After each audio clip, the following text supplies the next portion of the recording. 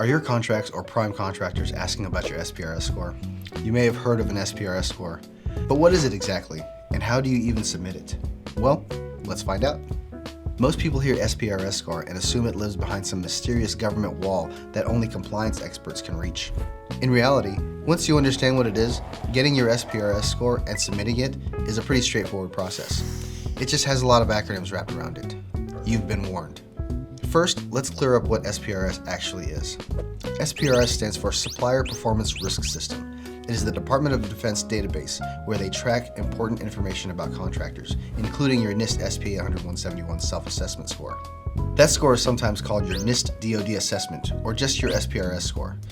If you handle federal contract information, FCI, or controlled unclassified information, CUI, for the DoD, DFARS Clause 252.204.7019 says you need a current NIST SP800-171 assessment posted in SPRS in order to be considered for certain awards. That assessment has to be updated at least every 3 years unless the contract asks for something more frequent. That sounds nice and all, but what does that score actually represent?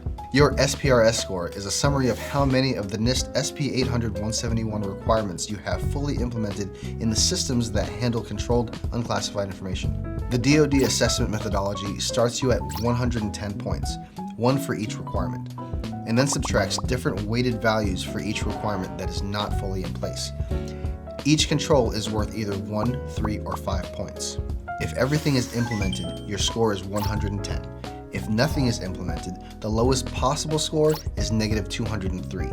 In other words, the closer you are to 110, the closer you are to fully aligning with NIST SP800-171. A really simple way to picture it is like a home inspection checklist. The checklist has 110 items. You start with a perfect score. Every time the inspector finds something missing or not done right, they knock off a different number of points depending on how important that item is. At the end, the score tells you how close you are to having a house that meets the full standard, and your list of findings becomes the plan of what to fix. To get your SPRS score, you start with a NIST 800-171 self-assessment. That means you take your system security plan, walk through each of the 110 requirements, and decide whether each one is fully implemented, partially implemented, or not implemented.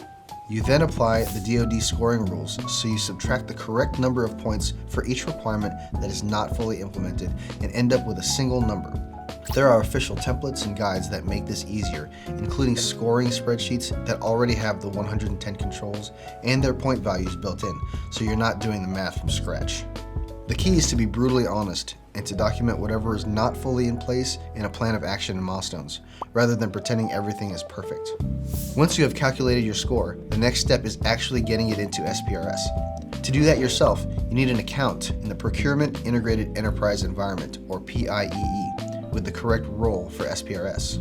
You register in PIEE as a vendor, request the SPRS Cyber Vendor User role, and tie that role to your company's CAGE code.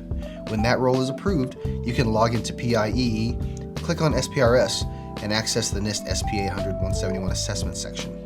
From there, you choose your CAGE code and add a new assessment. The form asks for things like your score, the date you completed the assessment, whether the scope is enterprise or enclave, the name and version of your system security plan, the date the new plan was updated, the CAGE codes covered, and the date you expect to close any open plan of action items.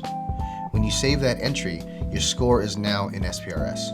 If you cannot get into SPRS directly for some reason, DFARS and multiple guidance documents still allow you to email your assessment to a Navy address so it can be entered on your behalf. In that case, you send an encrypted email that includes your organization's name, your CAGE code, your score, the confidence level of the assessment, your system security plan details, and your target date for reaching a score of 110. The point is the same either way. The DoD wants a current, documented score that they can see in SPRS when they are making award decisions.